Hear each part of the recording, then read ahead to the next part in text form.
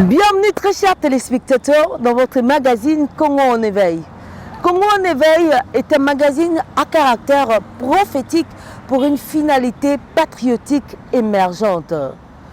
Ceci est un programme divin dont le but de communiquer le réveil dans l'esprit de tous ceux-là qui ont reçu une mission particulière afin de relever la face glorieuse de cette nation dans le monde entier et dans différents secteurs.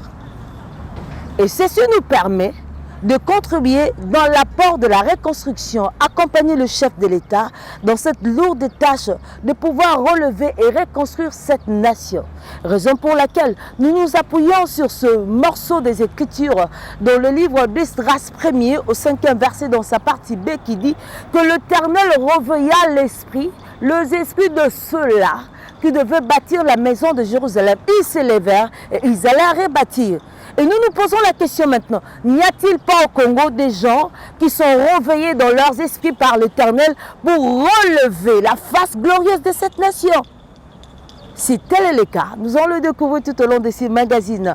Congo en éveil, magazine à caractère prophétique pour une finalité patriotique émergente. Nous nous retrouvons juste là. Merci d'être de cœur avec nous dans ce magazine. Ces magazines comportent 3 grandes rubriques. La première, elle est nommée ébullition prophétique.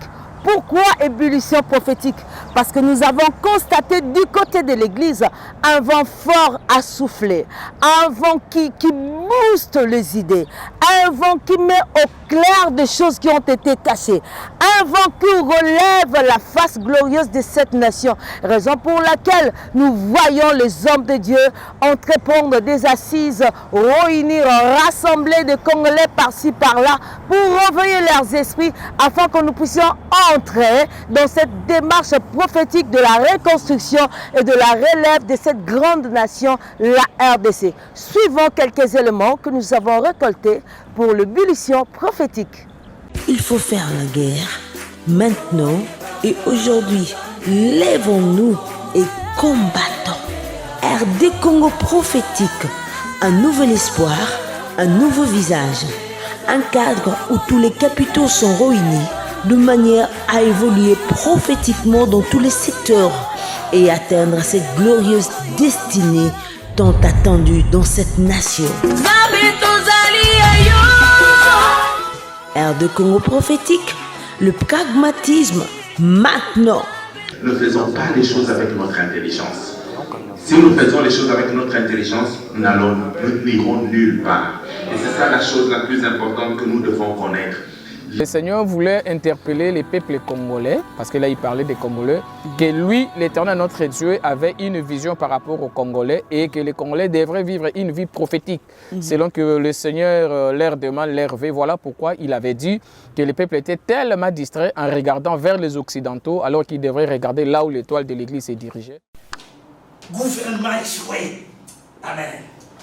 Je déclare, les relations internationales ont échoué. Des relations diplomatiques ont échoué. Les ONG, les églises, les bananes. Chef coutumier, nous revenons maintenant vers le roi des rois. Le Seigneur nous avait montré une image de 3 E.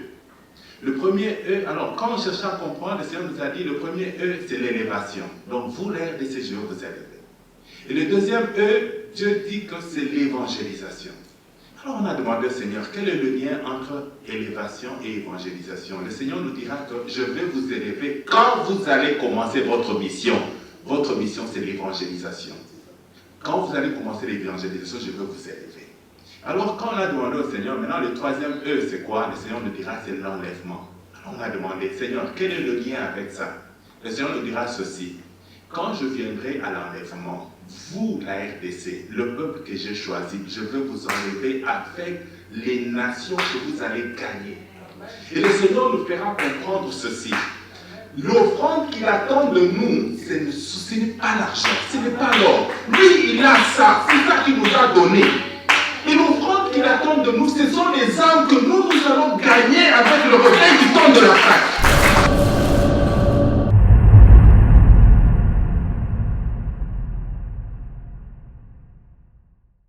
Quel est le socle de la guerre? Qu'est-ce qu'est-ce qui communique la guerre? Qu'est-ce qui soutient la guerre à l'Est? C'est quoi le fond des choses? Jésus, c'est le chef de l'armée. La guerre en RDC n'est qu'un problème de notre incrédulité. La réalité de la guerre, ce sont les intérêts. Ce sont les mines, c'est comment occuper nos terres. Et si les puissances, qu'on appelle puissances internationales, ne rejoignent pas la RDC, c'est juste parce qu'ils ne savent pas comment se positionner. Est-ce que la RDC va être balkanisée? Le pouvoir qu'ils avaient sur les politiques congolais, comment ça va se passer? Les leaders de l'Est, en majorité, ont décidé que la partie Est aille au Rwanda. Ils appuient la balkanisation. Oui, ils sont à la manœuvre. Pourquoi? Ben pour leurs intérêts, ce n'est pas pour la population. Alors eux, toujours malins qu'ils sont, après avoir bénéficié du désordre à Kinshasa et dans le pays, ils ont décidé d'aller vers le Rwanda et les pays de l'EAC pour faire leur vie et puis espérer devenir aussi des leaders encore une fois de plus. Mais nous leur dirons que ça ne passera pas. Ça, nous allons leur faire obstacle. Psychologiquement, nous voyons que la guerre de l'Est, c'est un bas au bas. Donc une grande chose que nous ne pouvons pas. Mais quand le visionnaire dit, il a pris juste un bis à Bobinam, c'est pour dire que selon moi, ce combat n'est pas réservé aux grands hommes, aux politiciens, aux présidents, aux gens que nous passons ensemble, mais au bas peuple. Un petit truc peut tuer. Tout simplement, le jour que nous allons écouter ce que Dieu dit, nous allons revenir. Cette guerre va finir en un seul jour.